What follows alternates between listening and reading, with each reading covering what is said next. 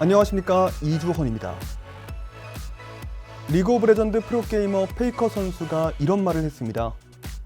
감정이 없으면 게임에는 더 유리할 것 같다고 생각한다.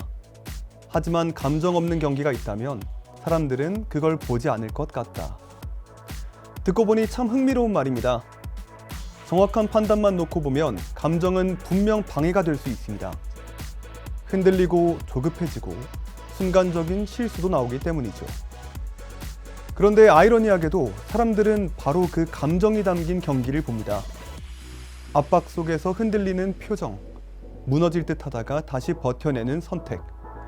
그런 장면들이 결국 사람의 이야기를 만들기 때문이죠. AI는 점점 더 빠르고 정확하게 판단합니다. 실수 없는 판단만 놓고 보면 어쩌면 인간보다 더 나은 답을 내놓을지도 모릅니다. 하지만 끝까지 사람을 몰입하게 만드는 건 계산만으로 설명되지 않는 감정의 흔적일지도 모르겠습니다. 4월 20일 월요일 AI 톡톡 지금 시작합니다.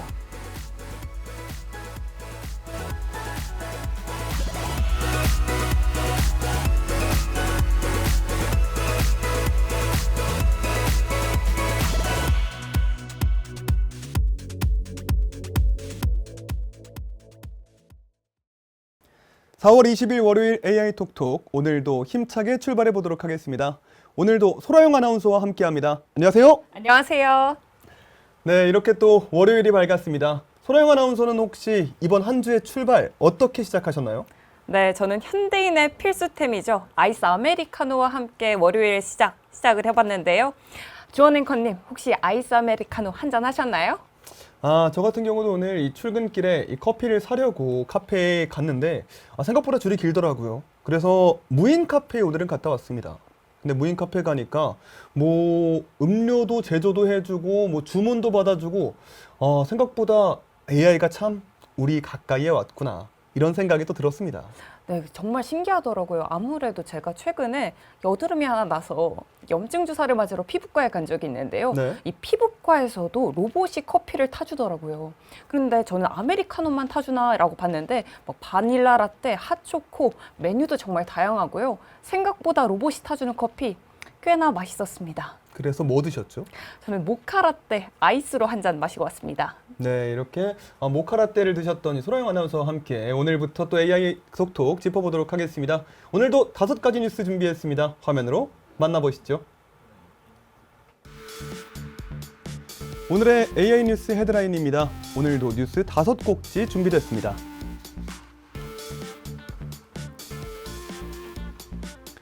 네, 일론 머스크가 자체 개발한 AI 칩에 대해서 얘기하면서 삼성전자에게 감사를 표했습니다.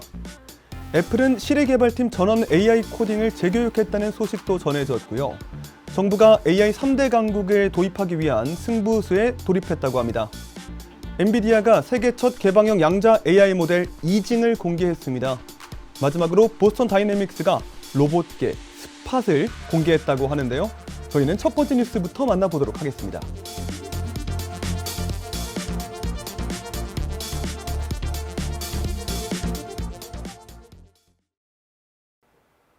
일론 머스크가 테슬라의 차세대 AI 반도체 AI5 설계 완료 소식을 직접 알렸습니다. 완전 자율주행차와 휴머노이드 로봇 등에 활용될 핵심 칩으로 거론되면서 생산 과정에서 삼성전자와 TSMC도 함께 언급됐는데요. 테슬라의 AI 반도체 개발이 어디까지 왔는지 관련 내용 소라영 아나운서와 함께 확인해 보도록 하겠습니다. 네, 이번에 이 테슬라 그리고 이 X를 보유하고 있는 이 일론 머스크에 대해서 한번 얘기를 나눠보도록 하겠습니다. 소라영 아나운서도 SNS 자주 하시죠? 네, 자주 합니다. 그러면 제가 얼마 전에 인스타그램을 확인했을 때 야구장 가신 것도 제가 본 것 같거든요. 어땠나요? 제가 또 승리 요정입니다. 제가 승률이 굉장히 높은 편이거든요. 네. 그래서 이번에도 어김없이 승리하고 왔습니다. 그래요. 축하드립니다. 이렇게 요즘에 SNS를 보다 보면 일상적인 이야기부터 중요한 소식까지 참 쉽게 확인할 수가 있게 되는데요. 기업 이슈도 마찬가지더라고요. 이 공식 발표보다 뭔가 이 CEO가 먼저 뭐 페이스북이나 X에 이렇게 먼저 얘기를 올리는 것도 확인할 수가 있는데, 이번에 이 일론 머스크가 X에 직접 글을 남겼다고 들었습니다. 어떤 내용이었나요? 네, 지난 15일이죠. 일론 머스크가 X에 이런 글을 올렸습니다. 테슬라 인공지능 칩 디자인 팀이 AI5 테이프아웃을 한 것을 축하한다라고 얘기를 전하면서 AI6와 도조3 그 외 멋진 칩들이 개발 중이라고 말한 건데요. 이 테이프아웃이 뭐냐 한번 짚어볼 필요가 있겠죠. 이 반도체 위탁 생산을 위한 물리적인 설계를 마무리 짓고 제조 시설인 파운드리에 전달하는 것으로 시제품 생산의 첫 단계에 해당합니다. 그런데 여기서 나온 이 AI5, 이름만 들으면 조금 어렵게 느껴질 수도 있을 것 같아요. 이게 테슬라가 개발 중인 어떤 칩이고 앞으로는 어디에 쓰일 예정인지 쉽게 한번 얘기해 주시면 좋을 것 같습니다. 네, AI5는요, 차세대 AI 칩으로 말씀드릴 수 있겠습니다. 테슬라의 완전 자율주행 자동차와 휴머노이드 로봇 등에 쓰일 것으로 예상이 되고 있고요. 이 기능이 굉장히 뛰어나서 상황 판단하고 이런 것들을 실질적으로 어떻게 적용할지 사람들이 굉장히 많은 기대를 품고 있는 칩으로 전해지고 있습니다. 근데 머스크가 또 삼성전자에 또 고맙다고 감사 인사를 표했다고 하더라고요. 이게 그냥 단순한 인사 차원인 건지 아니면은 이 실제 생산이나 협력과 관련해서 의미 있게 봐야 되는 대목인 건지 이 부분도 좀 궁금한데요. 네, 우선 이 칩을 생산하게 할 수 있는 도와준 가장 큰 대표적인 두 가지 기업이 있죠. 바로 삼성전자와 TSMC입니다. 그렇기 때문에 테슬라의 수장인 일론 머스크가 삼성전자 정말 고맙다라고 샤라웃을 할 수밖에 없었던 상황인데요. 실질적으로 초대형 프로젝트를 함께 긴밀히 협력할 예정도 있다라는 얘기까지 업계에 따르면 전해지고 있습니다. 그래서 굉장히 큰 기대가 되고 있고요. 그리고 이 과정에서 굉장히 재미난 실수가 하나 있는데 이걸 한번 짚어보고 넘어가시면 재밌을 것 같은데요. 일론 머스크가 TSMC에게도 고맙다라고 이야기를 전하기 위해 X에 실질적으로 언급을 한 바 있는데 이 TSMC가 아닌 TSC를 언급함으로써 실수를 저지른 바 있습니다. 근데 이 TSC도 실질적으로 운영하고 있는 반도체 기업 중 하나라서 굉장히 일론 머스크도 사람이구나라는 이야기가 업계에 전해지고 있습니다. 네, 이렇게 일론 머스크가 했던 정말 인간적인 실수까지 확인해 봤습니다. 일론 머스크가 삼성전자와 이 TSMC에 감사를 표하면서 자체 AI 개발 칩의 또 발달에 착수를 했다는 소개까지 또 전해드렸습니다. 저희는 또 이제 다음 뉴스로 확인해 보도록 하겠습니다. 네, 세계적인 기업 애플이 시리 개발팀 전원 AI 코딩 재교육에 나섰다는 소식입니다. 어떤 내용인지 구체적으로 한번 살펴보시죠. 애플이 AI 음성 비서 시리 개발팀을 상대로 대규모 AI 코딩 재교육에 나선 것으로 알려졌습니다. WWDC를 2달 앞두고 시리 조직 개편과 인력 재배치까지 함께 이루어지는 모습인데요. AI 경쟁에서 뒤처졌다는 평가를 받는 애플이 시리 전면 개편에 속도를 내고 있는 건지 관련 내용 짚어보도록 하겠습니다. 이번에 또 이 얘기하기에 앞서서 소라영 아나운서는 아마 아이폰 쓰시죠? 네, 맞습니다. 저는 굉장히 오랜 기간 아이폰을 사용해 왔습니다. 저는 또 갤럭시를 쓰기 때문에 종종 빅스비를 부르곤 하거든요. 네, 소라영 아나운서 또 어떻게 시리아 자주 부르시나요? 네, 저도 시리아 정말 자주 사용하는데요.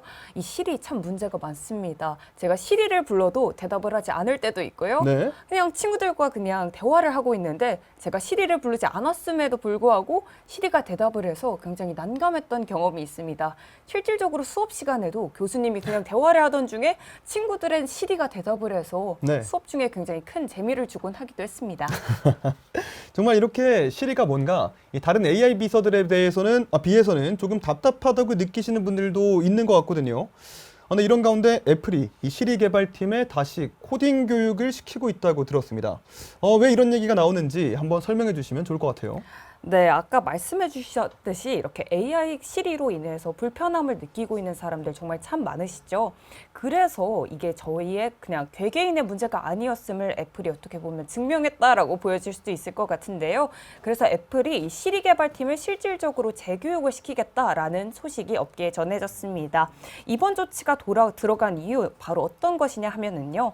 엔트로픽의 클로드 코드나 오픈 AI의 코덱스 등 AI 도구를 활용한 코딩 역량에서 실질적으로 뒤처졌다라는 평가를 받았기 때문에 이 애플이 실질적으로 이제 더 이상 가만히 있을 수 없겠다라는 이야기와 함께 실질적으로 재교육에 들어가게 된 겁니다. 그런데 이게 단순히 개발자들 다시 교육시키는 그런 수준의 문제는 아닌 것 같거든요. 지금 이 시리 조직 안에서는 또 어떤 문제들이 함께 불거지고 있는 거죠? 네, 가장 크게 짚어볼 문제는요, 바로 경영 조직적인 문제를 한번 짚어보고 가셔야겠습니다. 우선 시리 개발팀이 조직이 지나치게 비대하고 내부 갈등 역시 심하다라는 평가 역시 받고 있는데요. 이에 따라 조직 규모도 크게 축소될 전망입니다. 이번 인력 재배치로 시리의 핵심 개발팀에는 인원이 60명 정도만 남게 되고요. 시리 성능을 평가하는 팀에도 60명 정도 남게 됩니다. 이래서 소수 규모의 120명 정도의 팀으로 축소될 예정이다라고 전해지고 있습니다. 네, 또 사실 애플하면은 뭔가 이 새로운 흐름을 만드는 회사다 이런 느낌이 좀 있잖아요. 지금 애플의 이 AI 경쟁력은 어느 정도가 되는지 또 앞으로 어떤 행보를 보일지 이런 점도 좀 짚어주시면 좋을 것 같습니다. 네, 애플의 현 주소 정말 말씀해 주셨듯이 짚어보지 않을 수 없겠죠. 근데 실질적으로 애플 하면 트렌드를 주도하는 기업으로 굉장히 알려져 있는데요. 아쉽게도 현재 애플은 다른 주요 기술 경쟁 기업들과 다르게 AI 경쟁에서 꽤나 밀리고 있다라는 평가를 받고 있습니다. 지난 2024년에 애플 인텔리전스 서비스와 함께 시리의 개선판을 발표해서 이와 같은 인식을 불식시키려고 노력을 했는데요. 아직 눈에 띄는 성과는 크게 없는 상황으로 전해지고 있습니다. 2년 전에 발표한 시리 개선판은 여전히 실제 서비스로 구현되지 못한 상황입니다. 네, 그래서 애플은 최근 시리 조직을 담당해온 존 수석 부사장을 사실상 경질했고요. 마이크 로겔이 해당 팀을 이끌도록 하는 등 인사 조치를 취했습니다.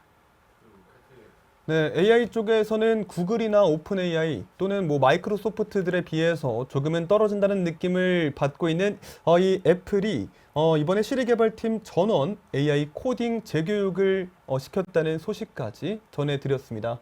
저희는 세 번째 뉴스 확인해 보도록 하겠습니다. AI 3대 강국 승부수, AI R&D 사령탑 전면 개편, 어떤 내용인지 함께 확인해 보시죠.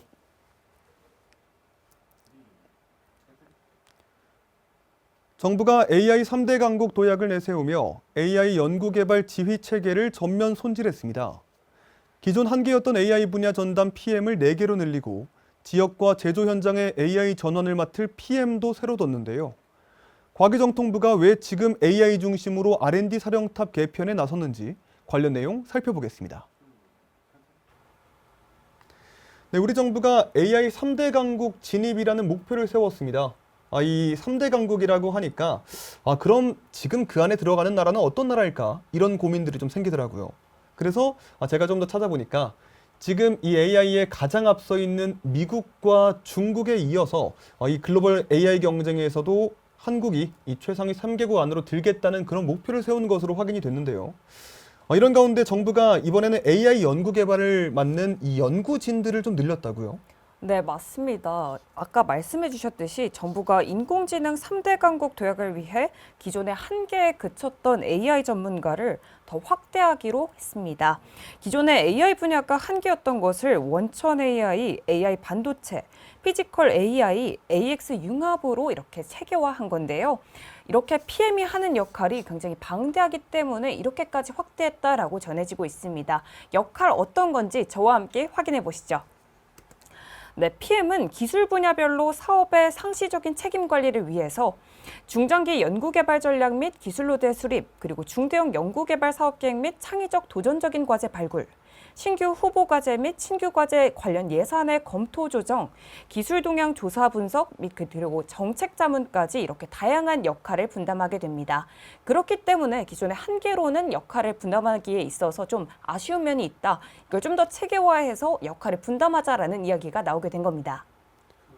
네, 그런데 이렇게 체계를 바꿨다고 하면 결국 누가 그 역할을 맡는지 이게 또 굉장히 중요하잖아요.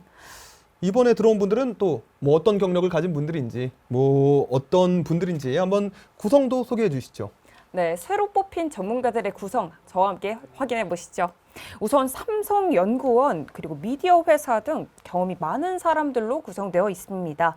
예를 들어서 AI 반도체를 잘 아는 사람, 5G 통신을 잘 이해하고 있는 사람, 양자 기술을 아는 사람, 영화와 영상 기술을 아는 사람, 지역 산업과 AI를 연결할 수 있는 사람, 그리고 제조업 AI를 아는 사람까지 굉장히 다양하고요.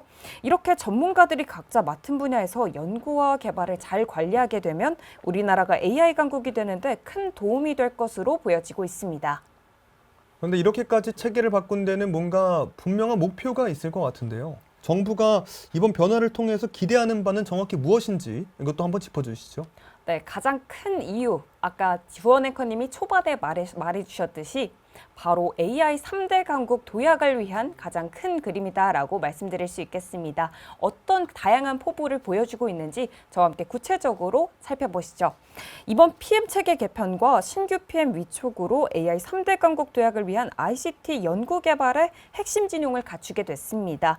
이를 통해서 정부의 핵심 국정 과제인 AI 3대 강국 도약을 실현하기 위해 기술 경쟁력을 확보하고요. 이렇게 최선의 노력을 다하겠다라는 강한 포부를 이번 정책을 통해 보여주고 있는 것으로 보여집니다. 네, 이렇게 정부가 AI 3대 강국 도약을 위한 이 승부수를 던졌다는 얘기까지 전해드렸고요. 저희는 또 네 번째 뉴스로 확인해 보도록 하겠습니다. 엔비디아가 세계 첫 개방형 양자 AI 모델 이징을 공개했습니다. 이징에 대해서 어떤 내용인지 함께 살펴보시죠. 엔비디아가 세계 최초의 개방형 양자 AI 모델 제품군 이징을 공개했습니다. 양자 컴퓨팅의 핵심 과제로 꼽히는 보정과 오류 정정을 AI로 처리하겠다는 건데요. 엔비디아가 왜 지금 양자 AI 모델까지 내놨는지 확인해 보도록 하겠습니다. 양자 컴퓨팅, 사실 이름만 들어도 뭔가 좀 어려워 보이잖아요. 네. 저도 이번 첫 번째 기사 제목을 봤을 때 이게 대체 무슨 기술이냐 해서 좀 찾아봤거든요. 그런데 이번에 엔비디아가 이징이라는 이 양자 AI 모델 제품군을 공개했다고 들었습니다. 이 이징, 이게 어떤 거죠? 네, 우선 이징은요, 아까 말해주셨듯이 개방형 양자 AI 모델 제품군입니다. 이 AI는요, 양자 컴퓨팅을 실용화하는데 굉장히 필수적인데요. 이 이징을 통해서 AI는 양자기계 운영 체제가 돼서 이 불안정한 큐비트를 확장 가능하고 신뢰할 수 있는 양자 그래픽 처리 장치, 이 GPU 시스템으로 전환할 수 있게 됩니다. 그러면 여기서 큐비트가 뭐냐라고 궁금하실 만하신데요. 이 큐비트는 기존의 0과 1 이렇게 이분법적으로 고정된 일반적인 비트와는 다르게 양자 역학을 반영해서 0과 1이 확률적으로 중첩될 수 있는 상태가 될 수 있는 단위를 의미합니다. 이 이징 모델이 이처럼 예민한 큐비트를 지속적으로 감시하고 보정 정정함으로써 큐비트의 수를 이렇게 크게 늘리더라도 대규모의 연산을 안정적으로 수행할 수 있다라는 안정적으로 할 수 있게 해주는 장치가 바로 이징이다라고 설명드릴 수 있겠습니다. 모델의 이름은요, 복잡한 물리체계의 이름, 바로 이 이징 모형에서 따왔다라고 전해지고 있습니다. 아까 말해주셨듯이 이 두 가지 역할을 크게 한다라고 보실 수 있겠는데요. 이 제품군은 양자 프로세서의 측정 데이터를 해석하고 보정하는 작업을 자동화해서 기존에 며칠씩 소요되던 것을 수시간으로 단축시켜 줄 수 있고요. 또 실시간으로 양자 오류를 정정하는 작업도 현재 쓰이는 표준 모델보다 2.5배 정도 더 빠르고 3배는 더 정확하다라고 전해지고 있습니다. 네, 그런데 더 눈길이 가는 거는 이게 아직 개념 수준에 머무르는 게 아니라고 들었습니다. 뭔가 이 양자 기술은 늘 좀 먼 미래처럼 들릴 경우가 많았는데 실제로 쓰이고 있다고 하니까 더 궁금해지는 것 같습니다. 네, 실질적으로 이미 일부 기업들과 연구기관에서 사용되고 있는데요. 어디서 사용되고 있냐 저와 함께 체크해 보시죠. 이징 보정 모델은 아톰 컴퓨팅과 아이온큐 페르미 국립가속기 연구소, 그리고 하버드대학교, 그리고 영국 국립물리연구소 등에서 이미 사용되고 있다라고 전해지고 있습니다. 또 양자 오류 정정 모델의 경우는요, 코넬대, 시카고대, 남캘리포니아 대학교와 한국의 연세대학교 등에서 도입되고 있다라고 직접적으로 전해지고 있습니다. 네, 그리고 이 이징이 양자 AI 모델이다 보니까 아무래도 엔비디아의 그 이전 발언도 뭔가 다시 떠오르는 것 같은데요. 지난해 CES 이후에 젠슨왕 CEO의 발언을 계기로 이 양자 컴퓨팅 관련 기업들 주가가 크게 흔들렸다는 그런 얘기도 있었잖아요. 네, 지난해 CES 이렇게 젠슨 황 CEO의 발언 한번 확인해 보실 수 있겠는데요. 이때 당시에 젠슨 황 CEO가 이 양자 컴퓨터가 나오려면 좋기 20년은 걸릴 것이다 라는 발언을 했었다가 주가가 최대 40%가량 흔들리는 모습 보여졌습니다. 그는 2달 뒤에 다시 양자 관련 기업들이 이렇게까지 성장할 줄 몰랐다라고 사과를 하기도 했고요. 또 이렇게 기술이 성장하는 데 있어서 이 20년이라는 시간은 생각보다 그렇게 큰 시간은 아니다라면서 해명한 바 있습니다. 네, 이렇게 엔비디아가 세계 첫 개방형 양자 AI 모델 이징을 공개했다는 소식까지 전해드렸습니다. 저희는 오늘 준비한 5번째 뉴스 화면으로 만나보시죠. 보스턴 다이내믹스가 로봇계 스팟에 구글 제미나이를 탑재했다는 소식이 전해졌습니다. 어떤 내용인지 함께 만나보시죠. 현대차 그룹 계열 보스턴 다이내믹스의 사족 보행 로봇 스팟이 구글 제미나이를 탑재하고 한층 진화한 모습을 공개했습니다. 집안일은 물론 산업 현장 점검까지 수행하는 자율형 지능 로봇으로의 확장 가능성을 보여줬는데요. AI를 두뇌처럼 품은 보행 로봇이 어디까지 진화하고 있는지 소라영 아나운서와 함께 짚어보도록 하겠습니다. 네, 소라영 아나운서는 혹시 이 반려견이나 반려동물 키워보신 적 있으신가요? 제가 반려견은 아니지만요. 반려 물고기를 키운 적이 있습니다. 오. 네, 근데 제가 키웠던 게 바로 구피라는 종이었는데요. 네. 굉장히 마음 아픈 사연이 있습니다. 뭐죠? 제가 키우는 방법을 아무래도 어렸다 보니까 잘 몰라서 그때 당시에 구피를 물고기, 금붕어 친구들과 함께 키웠던 기억이 있습니다. 그때 당시에는 신기하게 마트에 가면 금붕어를 무료로 나눠주기도 했는데요. 네. 제가 아무것도 모르고 큰 어항 속에 구피와 물고기를 함께 키웠는데 자고 일어났더니 글쎄 구피가 전부 다 사라져 있었던 경험이 있습니다. 그래서 제가 그 다음날 아침에 정말 엉엉 울었던 기억이 있는데요. 주원 앵커님은 혹시 반려동물 키우신 적 있으신가요? 네, 이게 좀 주제가 생각보다 딥해졌는데요. 저는 예전에 또 강아지를 좀 키웠던 적이 있는데 그 당시에 떠나보내고 나서는 쉽게 또 다시 키우기는 좀 어렵더라고요. 아무래도 이 반려동물들이 사람보다 좀 수명이 짧다 보니까 같이 지낼 때도 뭔가 조금만 더 오래 있었으면 하는 생각이 들었었는데 이번에 현대차 그룹에서 로봇계 이야기가 나왔습니다. 저도 로봇계라고 해서 그냥 뭐 신기한 기술 정도지 않을까 생각했는데 생각보다 기능들이 굉장히 또 많다고요. 네, 이 실질적인 기능, 이 유튜브에 게재된 바로 이 보스턴 다이내믹스가 실질적으로 영상 2편을 유튜브에 올렸는데요. 어떠한 기능을 하는지 저와 함께 짚어보도록 하겠습니다.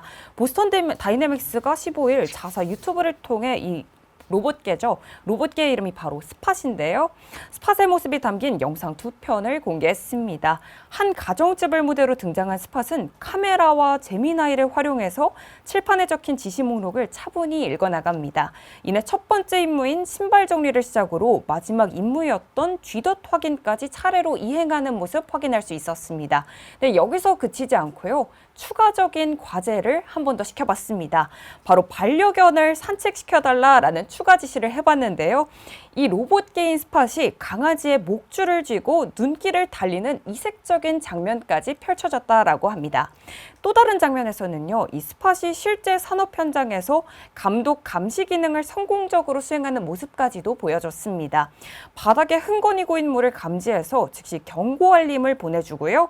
명령에 따라서 온도 게이지를 확인해 알려주기도 하는 모습 보였습니다. 이렇듯 스팟은 작업 환경과 데이터를 실시간으로 인지하고 이를 제미나이로 분석해서 작업자와 원활히 소통하는 모습 보여주고 있습니다. 네, 그런데 이렇게까지 자연스럽게 움직이고 또 상황에 맞게 일을 해낸다는 게 쉬운 일이 아니잖아요. 이번 성능 향상이 가능했던 배경에는 어떤 기술이 있는 건지도 궁금한데요. 네, 이번 성공적인 이렇게 성능 향상의 배경에는요. 바로 구글과의 협력이 있다라고 말씀드릴 수 있겠습니다. 우선 구글과 어떤 협력을 했는지 살펴보시면요. 로봇 소프트웨어 플랫폼 오르빗의 인공지능 시각점검 학습 기능과 구글의 로봇 지능인 제미나이 로보틱스를 통합한 결과다라고 말씀드릴 수 있겠습니다. 이런 형상을 통해서 엄청난 성능 향상까지도 이뤄낼 수 있었다라고 말씀드릴 수 있습니다. 네, 그리고 많은 분들이 제일 궁금해야 하실 부분이 바로 이 부분일 것 같은데요. 실제로 뭐가 얼마나 좋아진 건지, 어떤 부분이 향상된 건지 이런 부분도 한번 짚어주시면 좋을 것 같습니다. 네, 이 로봇계를 만든 기업이죠. 바로 보스턴 다이내믹스의 자평 한번 살펴볼 텐데요. 보스턴 다이내믹스는 이번 업데이트를 통해서 스팟은 각종 센서를 통해 수집한 주변 정보를 제미나이를 통해 분석, 해석할 수 있게 됐다. 그리고 복잡한 환경 인식, 상황 판단, 작업 맥락을 이해할 수 있는 지능형 로봇으로 거듭날 기반을 이미 갖추게 됐다라고까지 자평하고 있습니다. 실제 스팟에는요, 게이지 측정을 통해서 팔레트 수량 계측 기능이 새롭게 추가됐고요. 디지털 화면 판독 등 시각 검사 작업의 정확도 역시 대폭 개선됐다라는 게 이 보스턴 다이내믹스 측의 설명입니다. 이렇게 업그레이드가 되면서 스팟 개발 책임자인 마르코에 따르면요, 스팟은 작업 현장의 문제점을 직접적으로 이해할 수 있고 대처할 수 있는 진정한 자율 로봇이 될 것이라고 말하고 있습니다. 네, 보스턴 다이내믹스가 로봇계 스팟에 구글 제미나이를 탑재했다는 소식까지 전해드렸습니다. 저희는 오늘 만났던 뉴스들 다시 한번 화면으로 확인해 보도록 하겠습니다.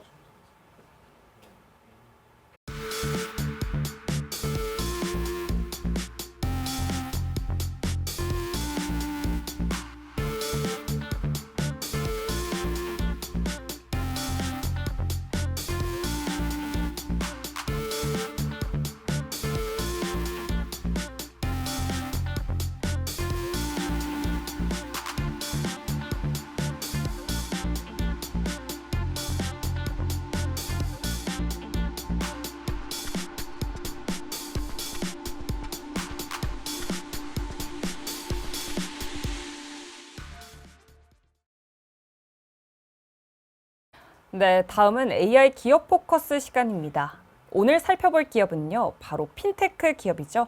헥토 파이낸셜 살펴보겠습니다. 네, 헥토 파이낸셜은 최근 AI 시대의 결제 인프라 기업으로 영역을 넓히고 있는데요.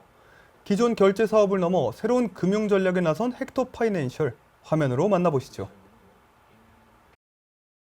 여러분, 네이버페이나 카카오페이 같은 간편 결제 정말 많이들 쓰시죠? 아마 안 써보신 분이 거의 없을 텐데요. 우리가 온라인 쇼핑을 하거나 배달 음식을 시킬 때 이 편리한 결제 시스템 뒤에 늘 있는 회사가 하나 있습니다. 바로 오늘 우리가 알아볼 헥토 파이낸셜이에요. 대부분은 이름도 잘 모르지만 사실은 매일 이 회사의 기술을 쓰고 있는 셈이죠. 자, 이 숫자 한번 보세요. 1,874억 원. 이게 바로 헥토 파이낸셜이 최근에 내놓은 2025년 목표 매출액입니다. 지금 성장세를 보면 충분히 가능해 보이는데요. 아니, 어떻게 우리 눈에 잘 보이지도 않는 회사가 이렇게 엄청난 돈을 벌 수 있는 걸까요? 지금부터 그 비밀을 한번 파헤쳐보겠습니다. 이 말은 헥토 파이낸셜 최종원 대표가 한 말인데요. 자신감이 정말 대단하죠. 그냥 지금 잘하는 거에 만족하는 게 아니라 이제는 세계로 나아가겠다는 아주 야심찬 계획을 보여주는 대목입니다. 그래서 오늘 이야기는 이런 순서로 진행될 거예요.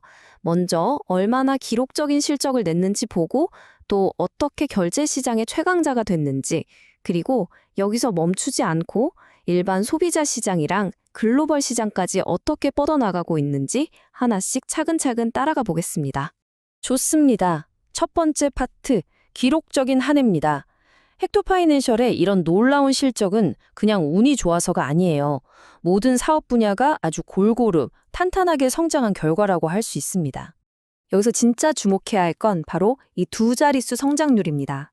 매출은 17.7%, 영업이익은 17.2%나 늘었어요. 특히 간편 현금 결제나 우리가 온라인 쇼핑몰에서 결제할 때 그걸 대신 처리해주는 피지 서비스 같은 핵심 사업들이 이런 성장을 쭉쭉 이끌고 있는 거죠. 아니, 도대체 어떻게 이런 성과가 가능했을까요? 그 비결은 바로 20년 넘게 이 회사를 업계 1등으로 만들어준 두 가지 핵심 서비스에 있습니다.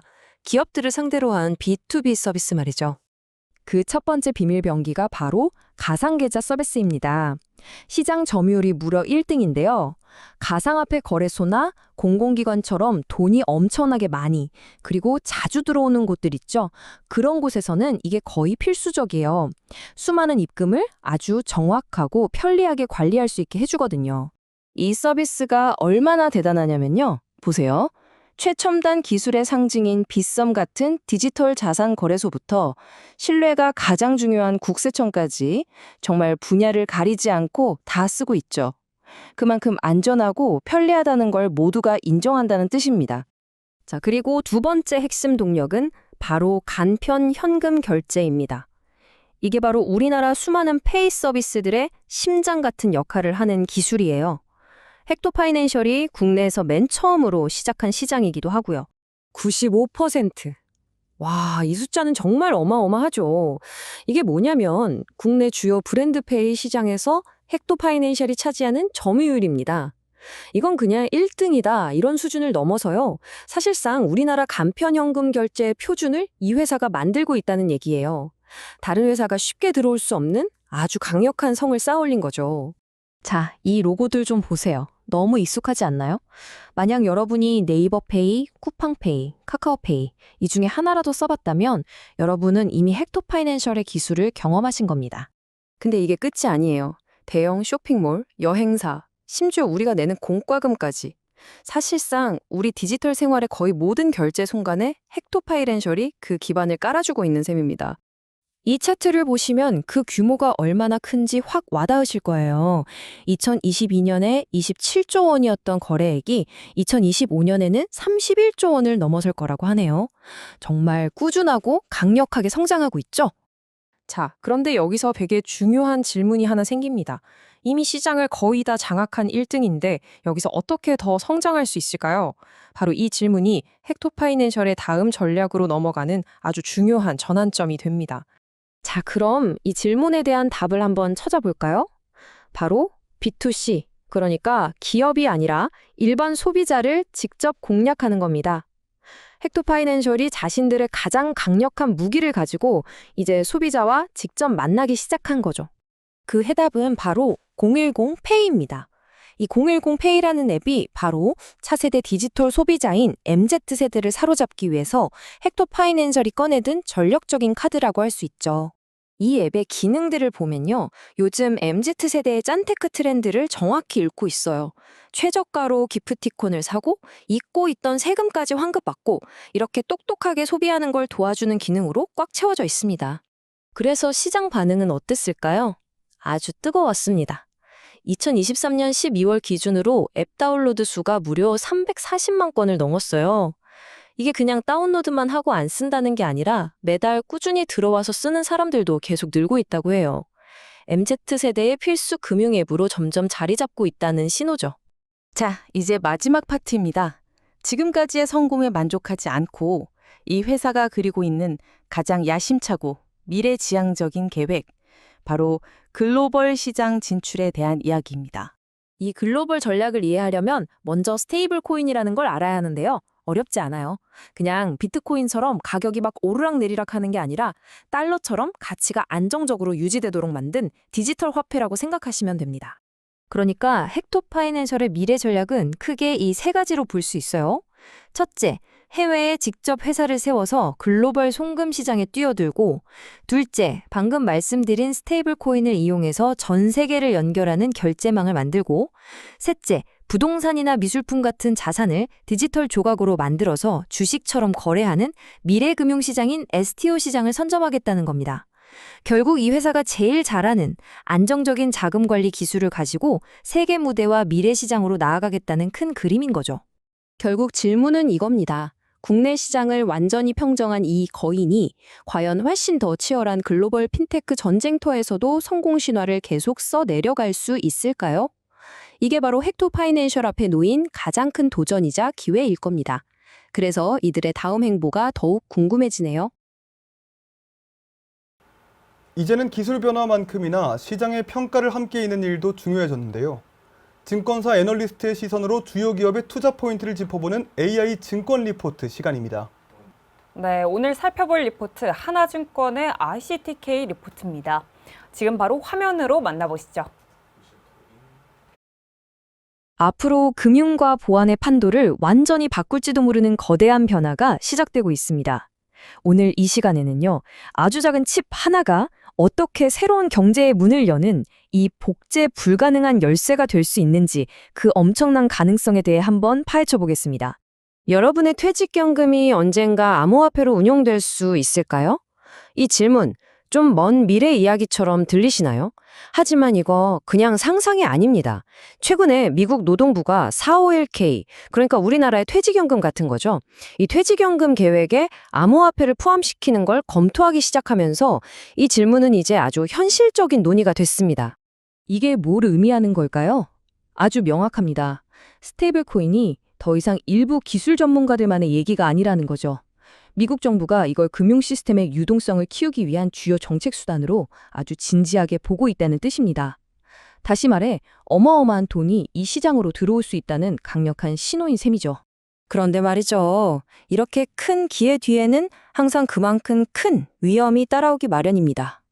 네, 바로 보안 문제예요. 디지털 자산이 경제의 중심이 되면 될수록 이걸 노리는 위협도 정말 기하급수적으로 커질 수밖에 없거든요. 그리고 그 위협은 이미 현실이 됐습니다. 여기서 되게 흥미로운 점은 공격을 한 게 사람이 아니었다는 거예요. 엔트로픽이라는 회사가 만든 인공지능, 즉 AI가 기존에는 아무도 몰랐던 미국 금융망과 정부 네트워크의 보안 구멍 수천 개를 스스로 찾아내서 해킹에 성공해버린 겁니다. 지금의 보안 시스템이 새로운 종류의 공격에 얼마나 약한지 그냥 그대로 보여준 사건이었죠. 근데요, 지금의 위협보다 훨씬 더 근본적이고 훨씬 더 강력한 위협이 다가오고 있습니다. 바로 양자 컴퓨팅입니다. 이 기술은 비유하자면 현존하는 거의 모든 디지털 자물쇠를 한 방에 열어버릴 수 있는 마스터키 같은 거예요. 이게 무슨 뜻이겠어요? 지금 우리가 쓰는 모든 암호 기술이 그냥 다 쓸모 없어질 수도 있다는 겁니다. 이게 얼마나 현실적인 위협인지는 구글이 분석한 이 차트를 보면 바로 알 수 있습니다. 암호화폐의 상징인 비트코인도 예외는 아니에요. 여기 보시는 것처럼 상당량의 비트코인이 미래의 양자 컴퓨터 공격에 그냥 그대로 노출되어 있습니다. 이게 더 이상 막연한 위협이 아니라 구체적인 숫자로 증명된 현실이라는 거죠. 자, 그럼 이 엄청난 문제를 어떻게 해결해야 할까요? 전 세계는 지금 이 양자 컴퓨터의 공격을 막아낼 새로운 보안 기술, 그러니까 양자 내성 암호를 찾기 위해 경쟁하고 있습니다. 그리고 이 혼란을 막으려면 결국엔 딱 하나로 통일된 글로벌 표준이 필요하게 될 겁니다. 여기서 아주 중요한 이름이 하나 나옵니다. 바로 QSN 플랫폼이에요. BTQ 테크놀로지스라는 곳에서 개발한 이 플랫폼은요, 미국에서 디지털 자산 보안을 위한 양자내성 암호 기술의 가장 유력한 예비 표준으로 떠오르고 있습니다. QSN이 왜 중요하냐면 이게 그냥 기술 하나가 아니기 때문이에요. 이미 퀸사라는 글로벌 양자 표준화 기구의 공식 표준으로도 지정이 됐거든요. 그러니까 기술 표준 경쟁에서 승자가 모든 걸 가져가는 것처럼 앞으로는 이 QSN 생태계에 속한 회사들이 미래 디지털 자산 보안 시장을 이끌어갈 가능성이 아주 높다는 뜻입니다. 그렇다면 이 거대한 QSN 생태계의 심장에는 과연 뭐가 있을까요? 자, 이제 글로벌 표준이라는 큰 그림에서 한 걸음 더 들어가서 이 모든 걸 실제로 가능하게 만드는 핵심 기술, 바로 복제 불가능한 열쇠로 시선을 한번 옮겨보겠습니다. 그 주인공은 바로 한국의 ICTK라는 기업입니다. 여기서 정말 결정적인 포인트는 ICTK가 바로 그 QSN 플랫폼의 핵심 파트너로 선정됐다는 사실이에요. 왜일까요? 이 회사가 가진 이 세상에 단 하나뿐인 보안칩 기술 때문입니다. ICTK의 기술이 왜 그렇게 특별한지 이 표가 정말 명확하게 보여주네요. 기존의 디지털 키는 그냥 파일 같은 거라서 복사도 되고 훔칠 수도 있고 해킹도 당할 수 있죠. 하지만 ICTK의 VIPUF 칩은 완전히 다릅니다. 이건 마치 사람의 지문처럼 칩 자체의 복제가 아예 불가능한 고유한 물리적 특성을 새겨넣는 거예요. 말 그대로 디지털 지문인 셈이죠. 근데 이 기술의 장점이 여기서 끝이 아닙니다. 전력 없이도 작동하는 수동 소자 기반이라서 모바일 결제 같은 데 쓰기 딱 좋고요. 온도나 습도 같은 외부 환경 변화에도 엄청 강합니다. 그리고 가장 중요한 게 뭘까요? 바로 이 혁신적인 VIPUF 기술을 상용화한 회사가 전 세계에서 ICTK가 유일하다는 사실입니다. 자, 지금까지는 기술과 보안이 얼마나 중요한지에 대해 이야기했는데요. 이제 이 모든 것들이 과연 어떻게 돈으로, 즉 재무적인 가치로 연결되는지 이 분석 보고서가 내놓은 핵심 결론을 한번 살펴보겠습니다. 여기서 이 리포트가 말하는 투자 논리가 아주 명확해집니다. 모든 퍼즐 조각이 딱 맞아 떨어지는 거죠. 자, 보세요. 먼저 스테이블 코인 시장이 본격적으로 열립니다. 그러면 양자 컴퓨터에도 끄떡없는 강력한 보안이 필수가 되겠죠. 이 시장의 표준은 QSSN이 차지하게 되고 마지막으로 ICTK가 그 표준의 핵심인 복제 불가능한 열쇠를 독점적으로 공급하는 구조. 완벽하죠? 그래서 이 리포트가 내놓은 결론은 바로 이 숫자입니다. 12개월 목표 주가 28,000원. 지금까지 설명한 모든 기술적인 그리고 시장에서의 우위를 바탕으로 계산된 가치인 겁니다. 이 테이블에 있는 숫자야말로 진짜 이야기의 핵심입니다. 2025년에 약 89억 원의 영업 손실이 예상되던 회사가요, 2026년에는 52억 원 흑자로 정말 극적인 전환을 이룰 것으로 전망됩니다. 기술이 드디어 현실적인 돈으로 바뀌는 바로 그 변곡점을 보여주는 데이터라고 할 수 있겠죠. 오늘 우리는 하나의 작은 칩이 어떻게 미래 금융의 보안 표준이 되고 더 나아가 새로운 경제 전체를 여는 열쇠가 될 수 있는지 그 가능성을 쭉 살펴봤습니다. 여러분이 보시기에 이 복제 불가능한 열쇠는 정말로 금융의 미래를 활짝 여는 문이 될 수 있을까요? 네, 저희가 준비한 소식은 여기까지입니다. 빠르게 변화하는 AI 이야기 저희 방송과 함께 하시면서 흐름 놓치지 않으셨으면 좋겠습니다. 내일도 AI를 간파하는 똑똑한 정보들로 다시 찾아뵙겠습니다. 함께 해주신 여러분 고맙습니다.